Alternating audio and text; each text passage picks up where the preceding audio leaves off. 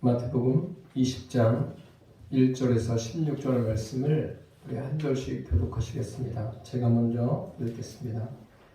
천국은 마치 품꾼을 얻어 포도원에 들여보내려고 이른 아침에 나간 집 주인과 같으니 그가 하루는 품꾼들과 약속하여 포도원에 들여보내고 또 제3시에 나가보니 장터에 놀고 서 있는 사람들이 또 있는지라 그들에게 너희도 포도원에 들어가라. 내가 너희에게 말씀하노니 그들이 가고 제6시와 제9시에 또 나가 그와 같이 하고 제17시로 가보니 서 있는 사람들이 또 있는지라 이들에게 너희는 어찌하여 종들로 놀고 여기 서 있느냐.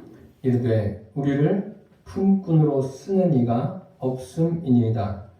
이르되 너희도 포도원에 들어가라 하니라. 저녁에 포도원 주인이 종에게 이르되 품꾼들을 불러 나가는 것으로 시작하여 먼저 대나리온을 하니 제11시에 온 자들이 와서 한 데나리온씩을 받거늘 먼저 온 자들이 와서 더 받을 줄 알았더니 그들도 한 데나리온씩 받으니라. 받은 후 집 주인을 원망하여 이르되 나도 이 사람들은 현시간에 하지 않으면 그들은 그들을 수고하여 거리 언제를 하게 하리라 하였나이다.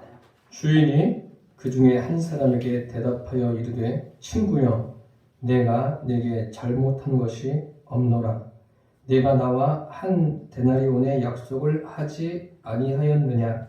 내 것이라 가지고 가라. 다 가지고 온 사람에게 들어가 바치는 것이 내 뜻이니라. 내 것을 가지고 내 뜻대로 할 것이 아니냐. 내가 선함으로 내가 악하게 보느냐. 이러하시니 하나님의 것으로 원하되고 원하는 것으로 하나님의 되리라. 아멘. 오늘 말씀의 제목은 하나님의 뜻입니다. 사람이 하나님의 뜻을 안다는 것은 쉬운 일이 아닙니다. 사람들과의 관계 속에서 상대방의 뜻을 아는 것도 역시 쉬운 일이 아닙니다. 가만히 있는다고 그 상대방의 뜻을 알 수 있습니까? 그 사람과 대화하면서 그 사람의 속 얘기를 듣게 되면 아, 이분은 이런 뜻을 갖고 있구나, 그렇게 알게 되는 것 아닙니까? 하나님도 마찬가지입니다. 우리가 살아계신 하나님의 뜻을 어찌 사람이 다 알 수 있겠습니까? 그래서 하나님은 여러 부분과 여러 모양으로 하나님의 뜻을 인생에게 알리셨습니다. 그것이 뭐냐면 성경입니다. 오늘 말씀도 천국에 관해서 말씀하시면서 하나님의 뜻이 무엇인가를 알려주십니다. 오늘은 하나님의 뜻이 무엇인가를 이 말씀을 통해서 함께 나누도록 하겠습니다. 첫째로 하나님은 인생과 약속하십니다. 천국은 마치 품꾼을 얻어 포도원에 들여보내려고 이른 아침에 나간 주인과 같다라고 했습니다. 주인이란 것은 그 집주인은 포도원 주인이겠죠. 포도원 주인이 이른 아침에 나갑니다. 이스라엘 사람들은 오전 6시서부터 오후 6시까지 그 일을 하게 되는데 이른 아침이면 6시 전이겠죠. 일찍 나가서 일할 사람들과 계약을 해서 그들을 포도원으로 들여보냅니다. 오늘 2절에 보니까 그가 하루 한 데나리온씩 품꾼들과 약속하여 포도원에 들여보내고 라고 했습니다. 품꾼들을 포도원에 들여보낼 때 그들과 뭐 했다고 했습니까? 약속했다 했습니다. 약속했다는 것은 오늘 하루를 일하면 얼마를 주겠다, 한 데나리온을 주겠다고 분명하게 약속했습니다. 한 데나리온은 그 당시에 그 노동자들의, 일하는 사람들의 하루 품삯입니다. 그 직장에 들어갈 때도 어떤 임금 협상하고 들어가지 않습니까? 아르바이트를 하더라도 임금 협상하는데 요즘에는 대체적으로 그 임금이 정해져 있지 않습니까? 이렇게 어떤 일을 할 때 임금을 협상하듯이 이 주인도, 포도원 주인도 일할 사람들과 임금 협상을 하고 포도원으로 들여보냅니다.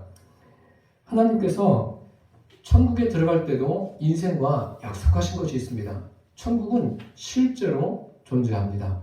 천국이 실제로 존재한다면 반대로 지옥도 존재함을 우리는 알 수 있습니다. 또 어떤 사람들은 천국을 가보았느냐, 가보지도 않고 그것을 어떻게 실제라고 말할 수 있느냐, 이렇게 말하는 사람이 있습니다. 천국에 대해서 믿든 믿지 않든 그것은 각 사람의 선택에 달려 있습니다. 자유이지만 사람들이 천국이 뭐 있다 없다, 가봤냐 가보지 않았냐, 뭐 이렇게 논쟁을 한다 하더라도 그런 것으로 인해서 천국이 존재하고 존재하지 않는 그런 것이 아닙니다. 성경에 분명히 천국이 존재함을, 지옥이 존재함을 하나님께서 우리에게 알려주셨습니다.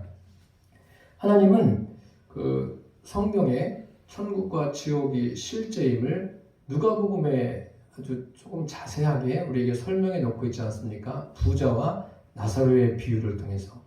그 부자가 이 땅에서 어떻게 살았냐면 날마다 자색옷과 고운 베옷을 입고 호화로이 즐기면서 살았습니다. 그러다가 이제 그의 명이 다해서 세상을 떠납니다. 떠났는데 그가 떠나서 간 곳이 어디입니까? 지옥이에요. 우리가 쉽게 표현하면 지옥에 갔습니다. 그런데 그 지옥의 상황이 얼마나 참 고달픈지 그가 이렇게 말하고 있습니다. 내가 이 불꽃 가운데서 고민합니다. 그 저 땅에 내 형제 5이 있는데 그들은 이곳에 오지 않게 해 주십시오라고 절규를 합니다. 물론 우리가 이 지옥이라는 것을 직접 경험해보지 않았기 때문에 과연 그럴까? 그런 일이 있을까? 이렇게 생각할 수도 있습니다. 그런데 이것은 믿음의 눈으로 본다면, 하나님 말씀을 믿음으로 받아들이고 본다면 사실입니다. 사실이에요. 그 불꽃 가운데서 고민한다. 지옥이 얼마나 무서운지 성경에 지옥에 대한 표현을 여러 가지로 해놓았는데 뭐 무저갱이다, 뭐 불못이다, 구덩이다. 무저갱은 뭡니까? 밑바닥이 없는 곳입니다. 밑바닥이 없는 곳으로 계속 추락하는 거예요. 불꽃입니다. 불못입니다. 불못. 그만큼 아주 무시무시한 곳입니다. 천국에 가는 길은 이 세상에서 다른 사람들보다 선을 많이 행하고 많은 사람들에게 유익을 끼치면 천국에 간다. 이렇게 생각하는 분들이 적지 않습니다. 예수님을 믿으면서도 이 생각을 가지고 사는 사람들도 적지 않습니다. 그러나 천국에 가는 길은 우리가 정하는 것이 아닙니다. 사람의 기준에 의해서 가는 것이 아니라 하나님께서 정하셨습니다. 하나님께서 정한 기준에 따라서 천국에 갈 수 있습니다. 천국에 갈 수 있는 유일한 길은 예수님을 나의 주님으로 내 안에 모셔드릴 때 영접한 사람이 천국에 이를 수가 있습니다. 즉 이 말씀은 하나님과 관계가, 하나됨의 관계가 이루어져야 그 사람이 천국에 간다는 거예요. 그것을 계속해서 말씀하고 있는 것이 성경이에요. 창세기서부터 요한계시록까지 하나님이 가장 중점을 두고 하시는 말씀이 인간과 하나님과의 화목을 말씀하고 계십니다. 하나님은 인간과 화목하기 위해서 독생자 예수님을 이 세상에 보내셨습니다. 예수님은 이 세상에 오셔서 십자가의 생명을 아끼지 않고 달리셨습니다. 십자가에 달리신 이유는 다른 것이 아니라 하나님과 인생과 화목하게 하는 길을 여신 거예요. 그래서 누구든지 예수님을 나의 주인으로 영접하면 그 사람은 천국 시민권을 얻게 됩니다. 하나님의 자녀가 되고 영생을 선물로 얻게 됩니다. 그렇지만 주님을 영접하지 않은 사람에게는 천국의 시민권이 주어지지 않습니다. 이것은 제 이야기가 아니라 성경에 기록된 말씀이에요. 그래서 그리스도인 성도들은 이미 이 같은 약속을 받은 사람입니다. 이 약속은 하나님이 인생에게 주신 약속이에요. 하나님의 뜻입니다. 하나님은 모든 인생이 구원을 받으며 진리를 아는 데 이르기를 원하십니다. 이 세상에 태어난 모든 사람들이 다 그렇게 되기를 소망합니다. 하나님이 그런 마음을 가지셨고 또 저는 목회자로서 그런 마음이 큽니다. 여러분 이 자리에 계신 분들이 진정 인생을 살면서 예수님이 나의 주인이시다. 내가 예수님을 주인으로 모시고 살기에 나는 행복하다. 이렇게 믿음의 고백을 할 수 있게 되기를 축복합니다. 인간의 노력이나 어떤 사상, 어떤 자기가 가지고 있는 지식으로 천국에 이르는 것이 아닙니다. 천국은 내 안에 하나님이신 성령님을 영접할 때 그것을 거듭남이라고 말하지 않습니까? 그런 분들에게 천국이 임합니다. 예수님도 이런 말씀하셨어요. 예수님 영접하는 자들에 대해서 천국은 여기 있다 저기 있다 할 것이 아니라 어디 있다고요? 너희 안에 있다라고 예수님이 말씀하셨습니다. 그래서 천국은 지금 어디에 있습니까? 죽어서만 가는 곳이 아니라 죽어서도 가겠지만 이미 천국은 내 안에 이루어졌습니다. 예수님이 계신 그곳이 천국이에요. 사람들이 볼 때는 참 불합리할 수가 있습니다. 그래서 많은 사람들이 불합리하다. 왜 유독 기독교에만 예수님을 믿어야만 구원이 있느냐 이렇게 이야기합니다. 그래서 이것은 차별하는 거다. 차별금지법을 만들어서 금지해야 된다. 이렇게 이야기하는 사람들도 있습니다. 그런데 이것은 어디까지나 사람들의 기준이에요. 하나님이 정하신 기준을 따라가는 겁니다. 기독교만 그렇습니다. 다른 여타의 종교들은 사람이 만든 방식을 가지고 어떤 선을 행한다든지 또 많은 사람들에게 베푼다든지 이러는 거지 기독교와는 다릅니다. 사람의 기준에 의해서 그들이 좋은 곳이 있다 이렇게 이야기하지만 기독교는 하나님이 정한 기준에 의해서 천국을 말씀드리는 겁니다. 오늘 본문에 보십시오. 본문도 보면 이제 불합리하다 주인이 그렇게 이야기하는 것 아닙니까? 포도원 주인이 아침에 일찍 나가서 약속을 해서 사람을 포도원으로 보내지 않습니까? 그리고 오늘 여러 차례 주인이 나가요. 몇 시에 나가죠? 3시에 나가고 6시에 나가고 9시에 나가고 제 11시에 나가는데 여기에다가 6식 더하세요. 6식 더하면 지금 우리가 이제 생활하는 그 시간이 되는 거예요. 제 3시는 오전 9시, 제 6시는 12시, 제 9시는 오후 3시, 제 11시는 오후 5시입니다. 이렇게 계속 나가서 그들을 약속하고 일하도록 들여보냈습니다. 그런데 그렇게 하고 그 품삯을 다 동일하게 줬습니다. 그러니까 사람들이 불만을 하지 않습니까? 그런데 불만할 이유가 없어요. 모두가 다 주인과 약속한 대로 주인이 그대로 시행한 거예요. 여러분 구원이라는 것이 그렇습니다. 어떤 사람에게는 이렇게 적용하고 어떤 사람은 저렇게 적용하는 것이 아닙니다. 성경에 있는 말씀 그대로예요. 누구든지 예수님을 주님으로 영접하는 자들에게는 하나님의 자녀가 되는 권세를 주십니다. 이것은 주님이 정하신 방법입니다. 그래서 복음이란 게 뭐예요? 제가 이제 임직자들에게 교육을 했는데 기억을 하실지 모르겠지만 복음은 성령님이 내 안에 임하시는 게 복음입니다. 그리고 믿음은 뭐예요? 성령님이 나의 주인됨을 내가 받아들이고 인정하고 살아가는 게 믿음입니다.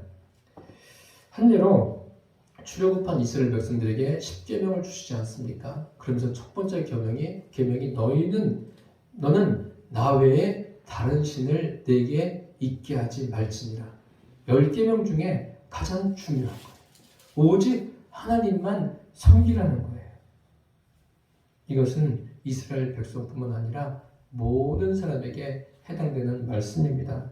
그래서 구약과 신약 이게 뭐예요? 다 하나님의 약속이고 하나님의 뜻입니다. 그래서 저와 여러분은 하나님의 말씀을 가까이 해야 됩니다. 이 말씀을 가까이 할수록 하나님의 뜻이 이렇구나 그것을 알아가는 거예요. 가만히 있는다고 해서 하나님의 뜻을 아는 게 아니에요.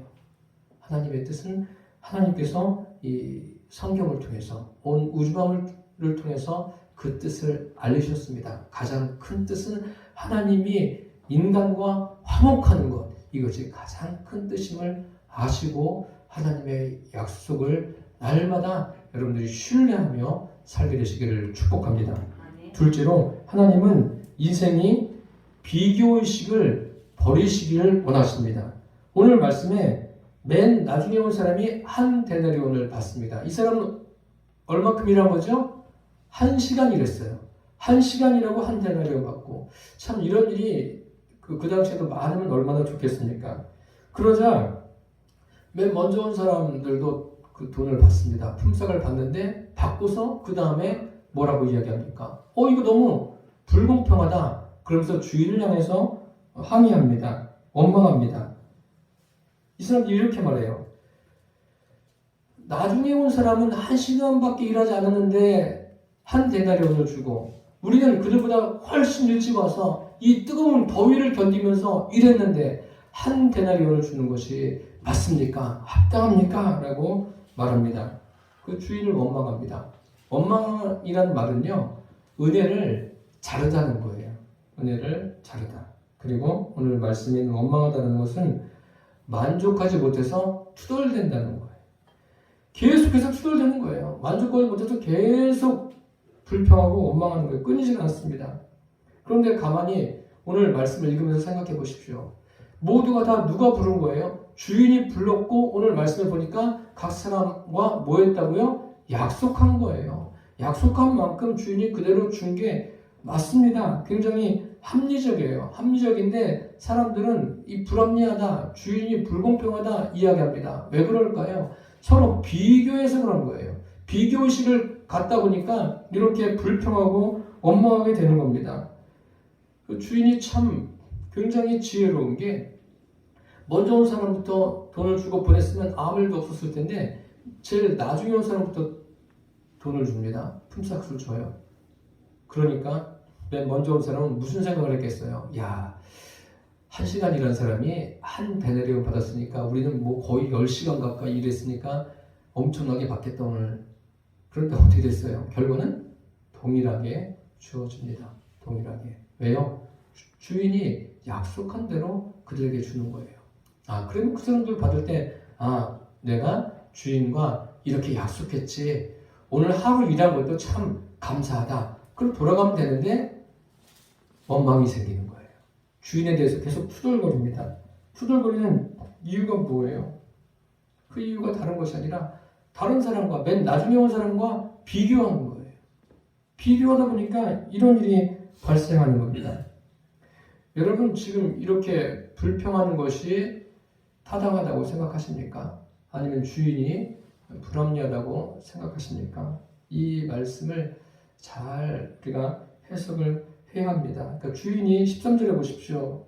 이렇게 말하지 않습니까? 내가 나와 한 데나리온에 약속을 하지 않았느냐. 그런데 왜 이렇게 원망하고 불평하느냐. 원망하고 불평할 이유가 없다는 거예요. 여러분, 우리는 인생을 살면서 원망하고 불평할 때가 있습니다. 사람마다 다 다르지만 원망하고 불평하지 않는 사람은 전혀 없을 거예요. 그런데 그러면서 우리가 깨달아야 될 것이 있습니다. 이 원망과 불평이 어디로부터 시작이 됐는가? 인류의 조상 아담에게로부터 시작됩니다. 하나님께서 분명히 아담에게 그 동산 중앙에 있는 나무의 실과는 먹지 말라 하십니다. 그런데 어떤 일이 생깁니까? 그 실과를 먹습니다. 먹고서 그들이 두려워서 숨습니다. 동산 나무 사이에 숨었어요. 하나님이 아담아, 내가 어디 있느냐? 그러니까 우리가 두려워서 숨었다. 그러니까 하나님께서 이렇게 말씀하십니다. 누가 너희 벗었음을 내게 일렀느냐? 내가 내게 먹지 말라 명한 그 나무 실과를 내가 먹었느냐? 그러면 아담이 대답이 뭐예요? 아담의 대답이 제가 먹었습니다 하면 되지 않습니까? 그런데 뭐라고 말합니까? 아담이 이렇게 이야기해요. 하나님이 주셔서 나와 함께 있게 하신 여자, 그가 그 나무 열매를 내게 주므로 내가 먹었나이다. 결국 누가 책임이라는 거예요? 하나님이 책임이라는 거예요. 하나님이 주셔서 나와 함께 있게 하신 여자, 그가 그 나무 열매를 내게 주었습니다. 하나님이 이 여자를 주지 않았으면 나는 안 먹을 수도 있습니다. 이런 것과 같은 거예요. 원망하고 불평합니다. 책임을 하나님께 전가시키지 않습니까? 이렇게 그 원망으로 인류 역사가 시작된 거예요. 그 인류 최초의 살인자가 누구죠? 가인입니다. 가인도 마찬가지입니다. 가인이 그 자기가 하나님을 혼자 예배할 때는 별 문제가 없었는데 동생과 함께 하나님을 예배할 때는 동생은 하나님이 받으시는데 가인은 안 받으셔요. 그러다 보니까 무슨 생각이 드냐면 동생과 자기와 비교하는 거예요. 비교하다 보니까 쟤는 왜 저렇지? 나는 왜 이렇지? 비교하면서 자기의 잘못된 것을 보고 하나님 앞에 가까이 나아가면 좋겠지만 그렇게 한 것이 아니라 비교하면서 어떻게 해요? 동생에 대한 시기와 원망이 생긴 거예요. 그러다가 결국 어떻게 합니까? 동생을 죽입니다. 이 비교의식에 문제가 있는 거예요. 여러분은 어떻습니까? 인생을 살면서 다른 사람과 이렇게 비교하면서 괜히 우울해지고 또 불평하고 원망하지는 않습니까? 이 비교하는 것 참 위험한 겁니다. 사실 인간의 모든 죄는 어떤 면에서요, 이 비교의식 때문에 생긴다고 할 수가 있어요. 비교의식. 다른 사람과 나와 비교하고, 저 사람은 왜 저렇게 살고, 나는 왜 이럴까? 그러다 보면 한 세월 다 갑니다. 그렇게 할 거 없어요, 여러분. 잠언 14장 말씀에 이런 말씀이 있습니다. 평온한 마음은 육신의 생명이나 시기는 뼈를 썩게 하느니라. 뭐 한다고요? 뼈를 썩게 한다. 시기가 뼈를 썩게 하는 거예요. 원망이, 불평이 다른 사람의 뼈를 썩는 게 아니라 내 뼈를 썩게 하는 거예요. 이것이 비교의식입니다. 그 인류 역사는 이 비교의식 때문에 계속 비극이 이어지고 있는 겁니다. 비교하는 것 때문에요. 비교하다 보면 어떤 일이 생기는 겁니까? 하나님과 관계를 가질 수가 없어요. 하나님과 온전한 관계 가운데 나아갈 수가 없습니다. 대표적인 게 제가 자주 예를 들지만 출애굽한 이스라엘 백성들을 보십시오. 그들이 출애굽하기 전에 애굽에서 살던 시절과 출애굽한 후에 그 광야에서 지내는 그 시간을 계속 비교하는 거예요. 비교해 보니까 애굽에 있을 때는 물도 있었고 또 애굽에 있을 때는 먹을 것도 풍부했고 그렇다고 광야에서 먹을 게 없습니까? 물이 없습니까? 하나님이 다 공급해 주세요. 하나님이 광야길을 갈 수 있도록 그 길을 열어주세요. 하나님이 발이 부르지 않게 또 의복이 헤어지지 않도록 그들에게 역사하셨어요. 그들의 필요한 모든 일체를 하나님이 책임져 주셨음에도 불구하고 그들은 계속 애굽에 있을 때와 또 나와서와 비교하는 것을 쉬지 않아요. 그러니까 하나님과 무슨 관계가 형성이 되겠습니까? 여러분, 우리는 어떻습니까? 우리는 세상 살면서 누구와 비교하고 누구하고 비교해서 믿음을 가질 시간조차 없지는 않습니까? 제대로 된 믿음을 갖기 어려운 상황에 이르지는 않습니까? 한번 생각해 보시기를 바랍니다. 그래서 누가복음 9장에는 이런 말씀이 있어요. 손에 쟁기를 잡고 뒤를 돌아보는 자는 하나님 나라에 합당치 않다. 손에 쟁기를 잡고 우리가 하나님의 자녀가 됐어요. 그러면 천국을 바라보고 주님을 바라보고 내 인생을 살아가십시오. 주변의 다른 것들 때문에 괜히 시간 낭비하지 마십시오. 괜히 우울감에 빠져들지 않기를 바랍니다. 다른 사람과 비교해가지고 저 사람은 저렇게 편하게 사는데 나는 이 나이가 돼도 이게 뭐야? 그렇게 하지 마세요. 그거는 시간 낭비하는 거예요.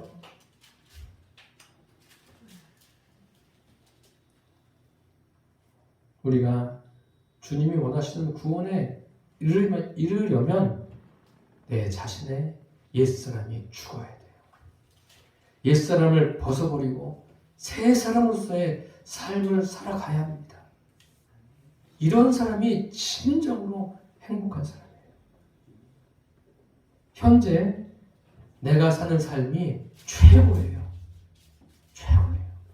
여러분들이 어떤 일을 겪든 고난 가운데 있든 또 아니면 평안하든 또 아니면 내가 여러 가지 감당해야 될 일이 많든 지금이 제일 행복한 시간임을 잊지 않기를 바랍니다. 왜요? 주님이 성령으로 내 안에 계신 것 그것이 행복입니다. 하나님이 오늘 말씀에 원망하는 사람들에 대해서 지금 주인이 그렇게 이야기하지 않습니까? 너 나하고 약속한 거 생각해봐라. 약속한 거 생각하고 비교하지 마라. 비교하지 말고 현재 내가 가진 것에 행복을 누려라. 주인이 이렇게 말하고 있는 거예요. 끝으로 인생이 비교의식을 갖는 원인을 알려주십니다. 주님은 참 귀한 분이세요. 비교하지 말라 말하고 끝난 것이 아니라 그 원인이 무엇인가 말해주고 있는 거예요. 이들이 지금 비교하고 있는데 그 원인이 무엇일까요? 비교의식이 전혀 없으신 예수님이 그 안에 계시지 않는 게 문제예요. 비교의식이 생긴다는 것은 예수님과 관계성과 그 연관이 있습니다. 예수님이 내 안에 계심을 내가 진심으로 믿는다면 비교가 되겠어요? 비교할 이유가 없어요. 왜요? 나는 내 안에 계신 예수님 한 분으로 만족하기 때문에 다른 사람과 비교할 그럴 시간조차 없는 거예요. 그분이 내 안에 계시기 때문에 나는 주님으로 인해서 행복한 겁니다. 그러한 믿음의 삶을 살게 되기를 바랍니다. 예수님이 내 안에 계신 사람, 그 사람보다 강한 사람이 어디 있겠어요? 그 사람보다 행복한 사람이 어디 있겠습니까? 우리는 이 세상의 행복의 조건을 세상에서 어떤 것을 소유했을 때 그것을 행복이라고 말하는데 물론 그것도 잠시의 기쁨은 될 수 있지만 영원한 행복을 가져다 주지 않습니다. 출애굽한 이스라엘 백성들이 왜 그렇게 원망하고 불평합니까? 하나님께서 그 인생길을 살아갈 수 있도록 모든 조건을 허락해 주시고 공급해 주셨는데 감사하지 않고 왜 그렇게 원망합니까? 가나안 땅을 정탐하고 돌아온 10명의 정탐꾼이 가나안은 이렇습니다. 그들은 우리보다 강합니다. 이제 우리는 다 죽었습니다. 이렇게 이야기하니까 이스라엘 백성들이 그 말을 듣고서 마음이 오그라들지 않습니까? 그러면서 하나님을 원망하고 모세를 원망합니다. 그러니까 하나님께서 그 말을 듣고 있다가 뭐라고 말씀하십니까? 너희 말이 내 귀에 들린 대로 내가 행한다 라고 말씀하고 계시지 않습니까?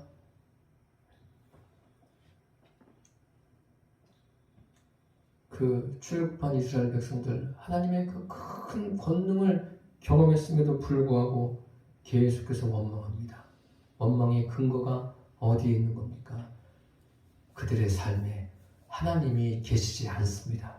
하나님이 계속해서 역사하시는데 그 역사하시는 것, 기적만 경험하고 끝이에요. 하나님이 그들의 삶에 계시지 않아요. 하나님을 섬기려는 마음도 없어요. 그것이 비교하는 것의 원인입니다. 그래서 이런 말씀들을 종합해서 이런 사건들을 보고 사도 바울이 뭐라고 말하는지 아십니까? 이렇게 말합니다. 그들처럼 원망하지 말라. 오늘 주인이 원망하는 사람에 대해서 이렇게 이야기합니다. 친구여, 내가 내게 잘못한 것이 없다. 내 것이나 가지고 가라. 이렇게 하는 것이 내 뜻입니다. 분명하게 이 주인의 뜻이 무엇인가를 그에게 알렸습니다. 하나님은 인생에게 하나님의 뜻이 무엇인가를 알렸습니다. 여러분, 지금 얼마나 어렵습니까? 경제적으로만 어려운 것이 아니라 사람들이 심적으로 어렵고 또 우리나라를 보니까 갈수록 분별력을 잃어버려요. 그래서 저와 여러분은 이 나라를 이끌어가는 사람들을 위해서 기도하실 때 그 지도자들이 분별력을 갖게 해달라고 기도하셔야 돼요. 그것이 우리나라의 살 길이에요. 분별력을 잃어버리고 누구 때문에 뭐가 잘못됐다. 누구 때문이 아니에요. 지금 이 나라의 어려움을 겪는 것은요. 코로나로 인해서 경제적으로 어려운 거고 누구 때문이 아니라 모든 국민이 다 동일하게 책임을 함께 져야 되는 상황이에요. 함께 지고 이 길을 헤쳐나가야 합니다. 하나님의 뜻, 그것은 하나님이 정하실 거예요. 하나님의 뜻에 대해서 사람이 왜 이렇습니까? 이것은 차별하는 겁니다. 말할 이유가 없어요. 그러니까 그런 비유까지 말씀하시지 않습니까? 토기장이가 하나는 천하게 쓸 그릇을, 하나는 귀하게 쓸 그릇을 만들 권한이 없겠느냐? 토기장이의 비유로 로마서와 이사야서에 말씀하고 계십니다. 토기장이는 하나님이세요. 하나님의 주권하에 온 세상은 움직여지는 겁니다. 그 주권에 우리가 어떻게 항변할 수 있겠습니까? 사람인 저와 여러분은 하나님이 정하신 그 뜻을 따라갈 뿐입니다. 구원의 길은 예수 그리스도를 영접하는 것 외에는 없습니다. 예수님을 내 안에 영접하면 예수 그리스도이신 하나님이신 성령님이 내 안에 들어오시는 거예요. 그것이 거듭남이고 구원입니다. 그것 외에는 구원의 길이 없습니다. 비교의식의 원인은 내 믿음과 관계가 있어요. 내 안에 주님이 진정 나의 주인이신가? 아니면 세상에 있는 여타의 것들이 나의 주인인가? 한번 여러분 확인해 보시기를 바랍니다. 주님이 주인이 되지 않으면 매일같이 갈등 속에 살아가는 거예요. 매일같이 비교하며 괴로움 속에 살아가는 거예요. 어떤 삶을 살아가고 싶으십니까? 주님이 내 안에 계신 사람은, 주님이 나의 주인이 되신 사람은 비교하지 않습니다. 비교할 이유가 없어요. 왜요? 주님이 내 안에 주인으로 계시고 나의 인생을 통치해가기 때문에 그렇습니다. 주님이 내 안에 주인이 된 사람은 날마다 하나님의 말씀을 주야로 묵상합니다. 이 말씀을 가까이 해요. 그 무엇보다 주님을 가까이 하고 주님을 부르면서 주님을 따라가는 그 행복을 누리게 됩니다. 고난을 당하든 억울한 일을 당하든 삶이 형통하든 그것에 관계없이 주님을 나의 주인으로 섬기며 그 가운데 기쁨을 얻으며 살아갑니다. 사랑하는 성도 여러분, 하나님의 뜻은 성경과 이 대자연을 통해서 밝히 증거되고 있습니다. 날마다 하나님의 뜻을 밝히 알고 비교하여 죄의 자리로 안내하는 마귀의 유혹에 넘어가지 마시고 날마다 하나님과 온전한 관계 가운데 살아가는, 그래서 저와 여러분을 통해서 많은 영혼이 주님께로 돌아오는 역사가 일어나게 되기를 예수님의 이름으로 축원합니다. 기도하겠습니다. 살아계신 주님, 우리가 성경을 통해서 하나님의 뜻이 무엇인가 밝히 알게 해주시니 감사합니다. 하나님은 인생과 약속하셨습니다. 그래서 구약과 신약의 말씀을 주시고 이 대자연을 통해서 다양한 것을 우리에게 깨닫게 하십니다. 그리고 하나님은 인생이 비교의식을 버리기를 원하십니다. 그리고 비교의식의 원인이 주님을 주인으로 모시지 않을 때 발생하는 일임을 알게 해주셨습니다. 주님, 우리가 전심으로 주님을 섬기며 살아가도록 하여 주옵소서. 예수님의 이름으로 기도드립니다. 아멘.